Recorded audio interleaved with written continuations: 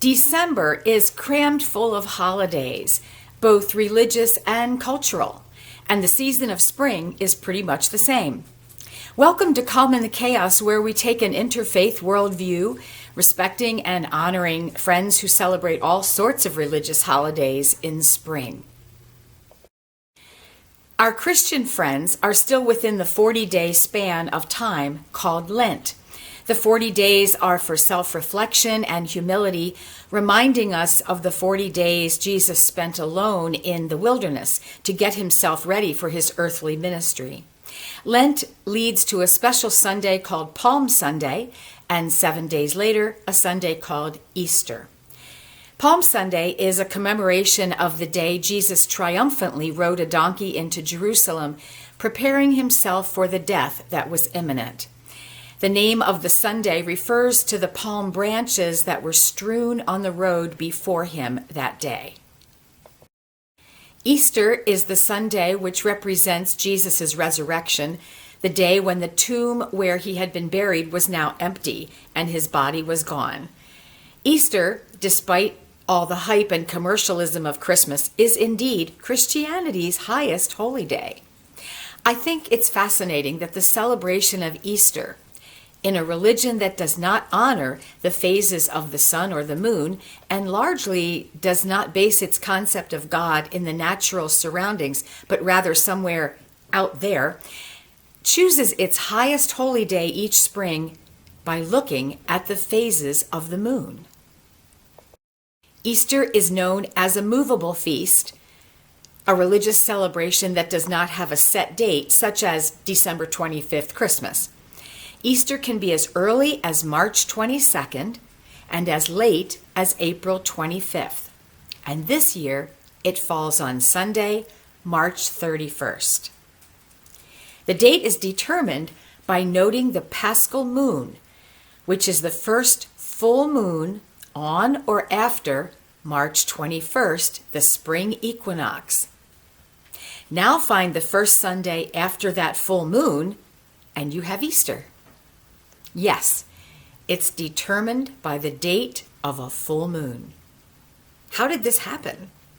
Well, there are theories that dates for several of the Christian holy days were selected to line up with the pagan holy days to which Christianity offered a stark opposition. With Jesus' resurrection representing new life, it's easy to see how celebrating that might line up with other new life holy days. In earth-based faiths, nature is the guide, with moon and sun and other natural rhythms informing the choices of holy days. Pagan, Celtic, earth-based religions are all greatly influenced by the 28-day cycle of the moon. Because we understand science, we realize that the moon does not in fact grow or shrink during a month's time. What makes it look like it's doing so depends on the positioning of the moon, the sun, and the earth in relationship to one another. But the pattern of the moon's phases has given direction to humans for millennia. In a year's time, earth-based religions celebrate 8 holy days, one of which is Ostara. Ostara comes from the name Estra, who's the goddess of spring. Are any of these words sounding remotely like Easter, Ostara, Estra, Easter? Ostara is the celebration of new life, renewal, new growth, and is always on the spring equinox when daylight and night are exactly 12 hours each. For our Christian friends to have chosen this time of year as the celebration of new life that Jesus offered seems to make perfect sense. Just in case you'd like to celebrate Ostara, plan ahead to plant some seeds on Tuesday, March 19th. The true timing of the equinox is 11:06 p.m., so I advise you to celebrate a little earlier that day. Plant seeds in your garden. It's not too early to sow peas and onions, or plant some seeds in your heart. Some new seeds of gratitude, of cheerfulness, of calm. Speaking of equinox, we should mention that Zoroastrians celebrate equinox with a 13-day festival called Nowruz, which means new day. Zoroastrians are the world's oldest religion, having been organized roughly 3,500 years ago, that believes in only one God, monotheistic. Their beliefs center on the words of a prophet who was called Zoroaster, and they worship the Lord of Wisdom. Zoroastrianism recognizes the opposing forces of good and evil and believe that we humans can stave off chaos and evil by doing good deeds. Returning to our list of spring holidays, we find Passover, the Jewish holy day that commemorates the Hebrews' liberation from Egyptian slavery. There are some rituals that are associated with this very high holiday. Well, it is a holy day. They all come from the same root. For 7 or 8 days, no leavened bread or baked goods may be consumed, to remind us that when fleeing from Egypt, there was no time for the bread to rise. Unleavened bread called matzah may be eaten. I've actually made it, and if you'd like to try it, I recommend looking up Rabbi Brian, who is at the site called Religion Outside the Box, and he runs a spring cooking Zoom session every year on how to make matzah, and you make it right along with him. You don't watch and then go back and make it. It's really fun. Religion Outside the Box, Rabbi Brian.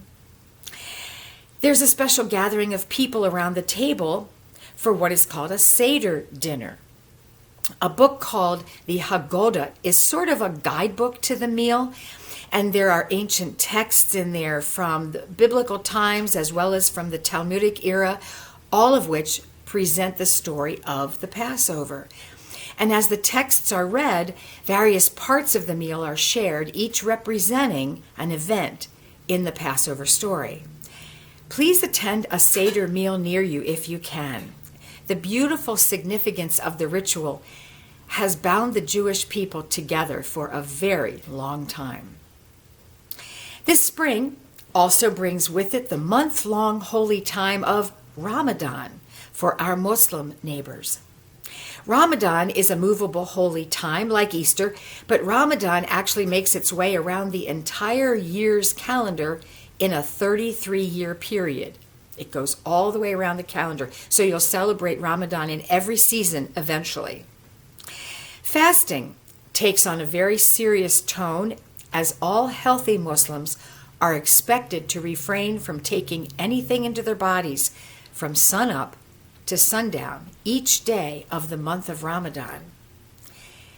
They carry on their lives, going to school and work, but fasting in this way can affect sleep. It can affect hydration and overall rhythm of the day. Be patient and loving towards our friends who are celebrating Ramadan. This time of great fasting is also a time of great prayer and contemplation. The fasting is not to induce suffering, but to create a time of emptying so the body and mind can be filled with God. Planning a birthday party or asking our Muslim neighbors to go to lunch during Ramadan may put them in a situation of having to decline, and it may be awkward. So it's good for us to know about this. This spring holiday, God Talk, is actually it's rooted in the interfaith calendar when I saw that Ramadan begins today, March 10th. That's how this God Talk was birthed. One more spring event that for some will indeed be a holy day is April 8th. Many of us in North America will witness a total solar eclipse. There's great spiritual meaning attached to solar eclipses, and it's not as woo-woo as you might think. The moon pulls the water of the earth, creating tides. We all learned this in science. Now, considering that our bodies are roughly 60% water, we too are very much influenced by the moon, although we don't recognize it as much as we can see the tides changing. Most teachers will tell you that a few days before and after each full moon, the students are more active, more talkative, more disruptive. Now, as part of our natural creation, we are very much tied to, connected to, and influenced by the natural rhythms of the earth. Though it does seem as though we've over-intellectualized ourselves kind of away from honoring that natural influence. This cosmic event of a solar eclipse encourages us to change aspects of our lives or to transform, to come to new realizations of what is and what could be. During the minutes of the solar eclipse, the cosmic alignment creates a moment of stillness for us. It can be profound. Now, I'm getting ahead of myself a little bit because the God Talk on the day right before the eclipse will be all about the spiritual meaning of the event, how animals might be reacting. People in the zoo are already preparing to watch the animals and take down some data. We're going to change too. Let's be prepared. Just as an aside, I also noticed that some people in the country should have changed their clocks last evening.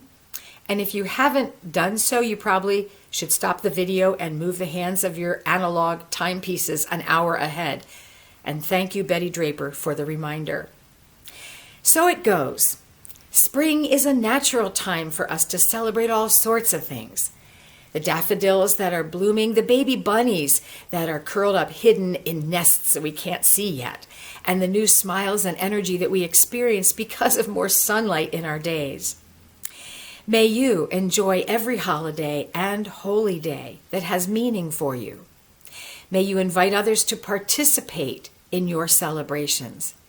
And may you miss not one moment of savoring the beauty, the joy, and the incredible power of spending time with others as we mark our milestones with holidays and holy days. Blessings on all.